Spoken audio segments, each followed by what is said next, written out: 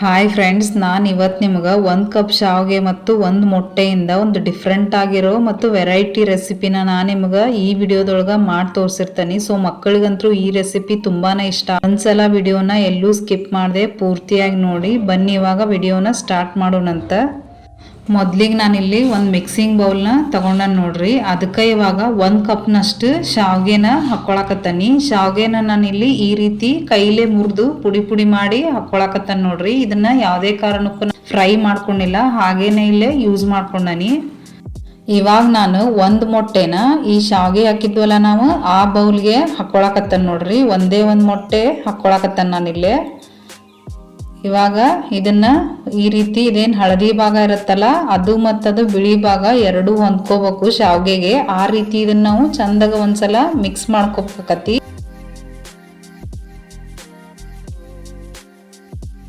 ನಾವಿಲ್ಲೇ 2 ರಿಂದ 3 ನಿಮಿಷ ಆದ್ರೂ ಇದನ್ನ ಚಂದಾಗ ಒಂದ್ಸಲ ಮಿಕ್ಸ್ ಮಾಡ್ಕೋಬೇಕತಿ. ನಾನು ಈ ರೀತಿ ಮಿಕ್ಸ್ ಮಾಡಿ ಇಟ್ಕೊಂಡನ್ ನೋಡ್ರಿ. ನಾನಿವಾಗ ಒಂದು ಮಿಕ್ಸರ್ ಜಾರ್ ತಗೊಂಡನ್ ನೋಡ್ರಿ. ಅದಕ್ಕೆ ಇವಾಗ ನಾವೇನು ಕಲಸಿಟ್ಟಿದ್ವಲ್ಲ ಮೊಟ್ಟೆ ಮತ್ತು ಶಾವಿಗೆ ಅದನ್ನ ಈ ರೀತಿ ಎಲ್ಲಾನು ನಾನು ಜಾರ್ಗೆ ಹಾಕ್ಕೊಳಕತ್ತನ್ ನೋಡ್ರಿ. ಇಲ್ಲೇ ಈ ರೀತಿ ಹಾಕ್ಕೊಂಡನ್ ನಾನು. ಇವಾಗ ನಾನು ಸಕ್ಕರೆ ಹಾಕ್ಕೊಳಕತ್ತನ್ ನೋಡ್ರಿ. ಸಕ್ಕರೆನ ಅರ್ಧಕ್ಕಿಂತ ಕಡಿಮೆ ಅಂದ್ರೆ 1/4 ಕಪ್ನಷ್ಟು ನಾನಿಲ್ಲೇ ಸಕ್ಕರೆನ ಇದಕ್ಕೆ ಹಾಕ್ಕೊಳಕತ್ತನಿ. ಆಮೇಲೆ 2 ಏಲಕ್ಕಿನ ಫ್ಲೇವರ್ಗೋಸ್ಕರ ಇಲ್ಲೇ 2 ಏಲಕ್ಕಿನ ಹಾಕ್ಕೊಂಡನಿ. ಆಮೇಲೆ ಅರ್ಧ ಟೇಬಲ್ ಸ್ಪೂನ್ ಅಷ್ಟು ಇದಕ್ಕೆ ಉಪ್ಪು ಹಾಕ್ಕೊಂಡನ್ ನೋಡ್ರಿ. ಹಾಕ್ಕೊಂಡು ಇದನ್ನ ಮಿಕ್ಸರ್ಗೆ ಹಾಕ್ಕೊಂಡು ತಗೊಂಡ್ ಬರ್ತಾನೆ. ಈಗ ಮಿಕ್ಸರ್ಗೆ ಹಾಕ್ಕೊಂಡು ಬಂದ್ಮೇಲೆ ಯಾವ ರೀತಿ ಇರ್ಬೇಕಂತ ತೋರಿಸ್ತಾನೆ ನೋಡ್ರಿ. ಇಲ್ಲಿ ಬ್ಯಾಟರ್ ನಾವೇನು ಶಾವಿಗೆ ಹಾಕಿದ್ವಲ್ಲ ಅದು ಮತ್ತು ಎಗ್ ಈ ರೀತಿ ನೈಸ್ ಪೇಸ್ಟ್ ಆಗೋವರೆಗೂ ನೀವು ಇದನ್ನ ನುಣ್ಣಗೆ ರುಬ್ಕೋಬೇಕಾಕತಿ. ನಾನು ಈ ರೀತಿ ಇದನ್ನ ರುಬ್ಬಿಟ್ಕೊಂಡನಿ. ನಾನಿವಾಗ ಈ ರೀತಿ ಒಂದು ಅಗಲವಾದ ಪಾತ್ರೆಗೆ ನಾವೇನು ರುಬ್ಬಿಟ್ಕೊಂಡಿದ್ವಲ್ಲ ಶಾವಿಗೆ ಮತ್ತು ಮೊಟ್ಟೆನ ಈ ರೀತಿ ಹಾಕ್ಕೊಳಕತ್ತಾನ ನೋಡ್ರಿ. ಇದಕ್ಕೆ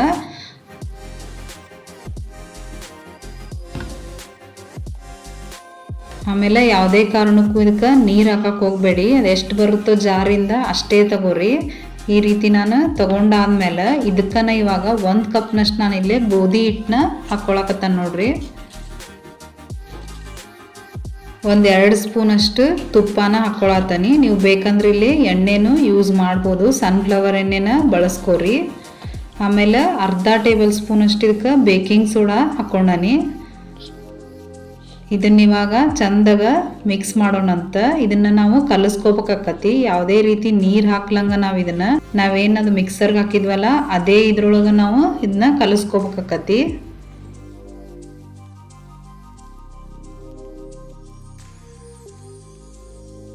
ನಾವಿದನ್ನು ಯಾವ ರೀತಿ ಕಲಿಸ್ಕೋಬೇಕಂತಂದ್ರೆ ಚಪಾತಿ ಹಿಟ್ಟೇನು ಕಲಿಸ್ತೇವಲ್ಲ ನಾವು ಅದಕ್ಕಿಂತ ಸ್ವಲ್ಪ ಗಟ್ಟಿಯಾಗಿ ಕಲಿಸ್ಕೋಬೇಕಷ್ಟೆ. ಆಮೇಲೆ ಚಪಾತಿ ಅಷ್ಟು ಸಾಫ್ಟಾಗಿ ಇದನ್ನು ನಾದ್ಕೊಳಕ್ಕೆ ಹೋಗಬೇಡಿ, ಸ್ವಲ್ಪ ಗಟ್ಟಿಯಾಗೇ ಇರಲಿ. ಈ ಥರ ನೀವು ನೋಡ್ತಿರ್ಬೋದು, ನಾನು ಇಷ್ಟು ಗಟ್ಟಿಯಾಗಿ ಇದನ್ನು ನಾದಿ ಇಟ್ಕೊಂಡನಿಲ್ಲೇ.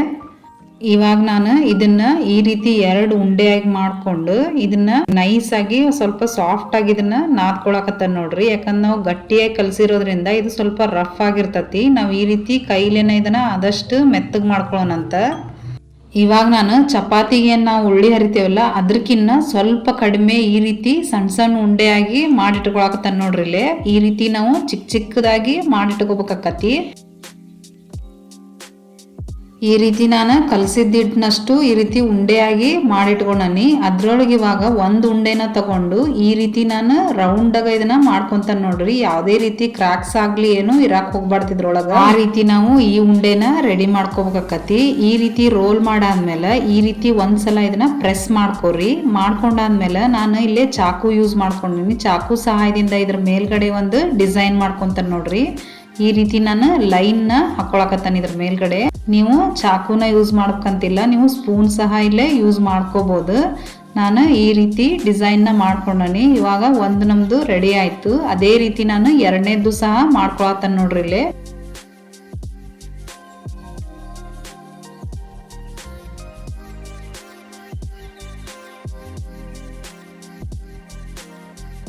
ನೀವು ಇದೇ ಡಿಸೈನ ಮಾಡ್ಬೇಕಂತಿಲ್ಲ, ನಿಮ್ಗೆ ಇಷ್ಟವಾದ ಡಿಸೈನ್ನ ನೀವು ಮಾಡ್ಕೋಬೋದು.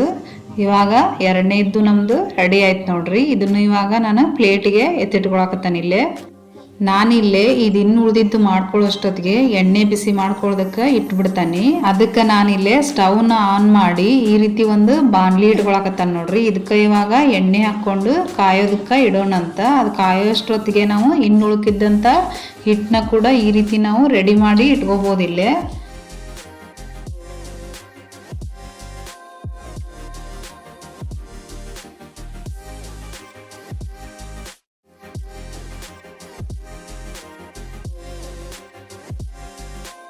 ಈ ರೀತಿ ನಾನು ಮಾಡಿ ಇಟ್ಕೊಂಡ ನೋಡ್ರಿ. ಇವಿಷ್ಟು ಮಾಡೋದ್ರೊಳಗ ಎಣ್ಣೆ ಕೂಡ ಬಿಸಿಯಾಗಿರ್ತತಿ ಇಲ್ಲೇ. ಇವಾಗ ಒಂದೊಂದೇ ಎಣ್ಣೆಗೆ ಹಾಕ್ಕೊಳ್ಳೋಣಂತ. ಸ್ಟವ್ನ ಲೋ ಫ್ಲೇಮ್ ಒಳಗಿಟ್ಟ ಇವನ್ನ ಹಾಕೋರಿ, ಇಲ್ಲಾಂದ್ರೆ ಬೇಗ ಕಪ್ಪಗಾಗ್ಬಿಡ್ತಾವು. ಆದ್ರಿಂದ ಇವಾಗ ನಾನು ಇಷ್ಟು ಹಾಕ್ಕೊಳಕತ್ತೇನೆ ನೋಡ್ರಿ. ಇಲ್ಲೇ ಹಾಕ್ಕೊಂಡು ಒಂದು ಸೈಡ್ ಕಂಪ್ಲೀಟಾಗಿ ಬೆಂದ ಮೇಲೆ ಈ ರೀತಿ ಇದನ್ನ ಇನ್ನೊಂದ್ಸಲ ಈ ರೀತಿ ತಿರುಗಿ ಹಾಕ್ಕೊಳಕತ್ತೇನೆ ನೋಡ್ರಿ.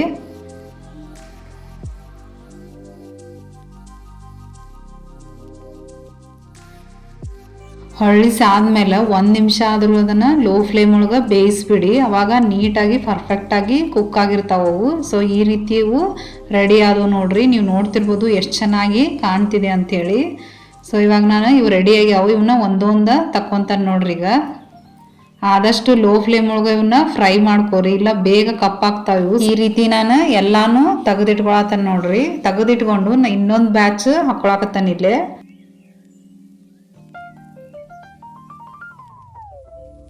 ಇವನು ಅದೇ ರೀತಿ ಎರಡೂ ಕಡೆ ನೀಟಾಗಿ ಫ್ರೈ ಮಾಡ್ಕೊಂಡ್ರೆ ಆತ್ ನೋಡ್ರಿ. ಸೂಪರ್ ಆಗಿರೋ ಸ್ನ್ಯಾಕ್ಸ್ ರೆಡಿ ಆಗ್ತತಿ. ಈವ್ನಿಂಗ್ ಟೈಮು ಚಾ ಜೊತೆ ಅಂತೂ ಸೂಪರ್ ಕಾಂಬಿನೇಷನ್ ಇದು. ಸೊ ನೀವು ನೋಡ್ತಿರ್ಬೋದು ಇಲ್ಲಿ ಕಲರ್ ಎಷ್ಟು ಚೆನ್ನಾಗಿ ಬಂದಿದೆ ಅಂಥೇಳಿ. ಇವು ಎಣ್ಣೆನೂ ಜಾಸ್ತಿ ಏನು ಕುಡಿಯೋದಿಲ್ಲ, ಆಯಿಲ್ ಫ್ರೀ ಅಂತಲೇ ಹೇಳ್ಬೋದು. ನಾವು ಎಣ್ಣೆಲಿ ಕರೆದ್ರೂ ಸಹ ಸ್ವಲ್ಪ ಕೂಡ ಇದು ಎಣ್ಣೆನ ಹೀರಿರೋದಿಲ್ಲ, ಅಷ್ಟು ಚೆನ್ನಾಗಾಗಿರ್ತತಿ. ಇವಾಗ ನಾನು ಇಷ್ಟೂ ತೆಗೆದು ರೆಡಿ ಮಾಡಿ ಇಟ್ಕೊಂಡೆ ನೋಡ್ರಿ ಇಲ್ಲೇ. ನಾನು ನಿಮಗಿಲ್ಲೇ ಒಂದು ತೋರ್ಸಾತನ ನೋಡ್ರಿ ಎಷ್ಟು ಪರ್ಫೆಕ್ಟಾಗಿ ಬಂದತ್ತೆ ಅಂಥೇಳಿ. ನೀವು ನೋಡ್ತಿರ್ಬೋದು ಎಲ್ಲೂ ಏನೂ ಕ್ರ್ಯಾಕ್ಸ್ ಆಗಿಲ್ಲ, ಅಷ್ಟು ಚೆನ್ನಾಗಿ ಬಂದಾವು. ಇವಾಗ ನಾನು ನಿಮಗೆ ಒಂದು ಒಳಗಡೆ ಯಾವ ರೀತಿ ಬಂದತ್ತೆ ಅಂತೇಳಿ ತೋರಿಸ್ತೇನೆ ನೋಡಿ ಇಲ್ಲಿ ಫ್ರೆಂಡ್ಸ್. ಸೊ ಈ ರೀತಿ ನೀವು ಮುರಿದ್ರೆ ಈಸಿಯಾಗಿ ಮುರಿಬೋದು, ಅಷ್ಟು ಹಗುರವಾಗಿ ಪಳ್ಳಾಗಿರ್ತಾವೆ. ಇದು ಬಿಸ್ಕೆಟ್ ಥರಾನ ನಿಮ್ಗೆ ತಿನ್ನೋವಾಗ ಫೀಲ್ ಆಗ್ತತಿ, ಅಷ್ಟು ಚೆನ್ನಾಗಿರ್ತತಿ. ಈವ್ನಿಂಗ್ ಟೈಮ್ ಟೀ ಜೊತೆ ಅಂತೂ ಸೂಪರ್ ಆಗಿರ್ತತಿ ಇದು ರೆಸಿಪಿ. ಸೊ ಖಂಡಿತ ಒಂದ್ಸಲ ಟ್ರೈ ಮಾಡಿರಿ. ನೋಡಿದ್ರಲ್ಲ ಫ್ರೆಂಡ್ಸ್, 1 ಕಪ್ ಶಾವಿಗೆ ಮತ್ತು 1 ಎಗ್ನ ಬಳಸ್ಕೊಂಡು ಯಾವ ರೀತಿ ಸ್ನ್ಯಾಕ್ಸ್ನ ರೆಡಿ ಮಾಡಿದ್ವಿ ಅಂತೇಳಿ. ಸೊ ನಿಮ್ಗೇನಾದರೂ ವಿಡಿಯೋ ಇಷ್ಟ ಆದರೆ ಲೈಕ್ ಮಾಡಿ, ಆಮೇಲೆ ನಿಮ್ಮ ಫ್ರೆಂಡ್ಸ್ಗೆಲ್ಲ ಶೇರ್ ಮಾಡಿರಿ. ನೀವೇನಾದರೂ ಫಸ್ಟ್ ಟೈಮ್ ನಮ್ಮ ಚಾನಲ್ ನೋಡ್ತಾ ಇದ್ರೆ ಸಬ್ಸ್ಕ್ರೈಬ್ ಮಾಡೋದನ್ನು ಮರೆಯೋಕ್ಕೆ ಹೋಗಬೇಡ್ರಿ.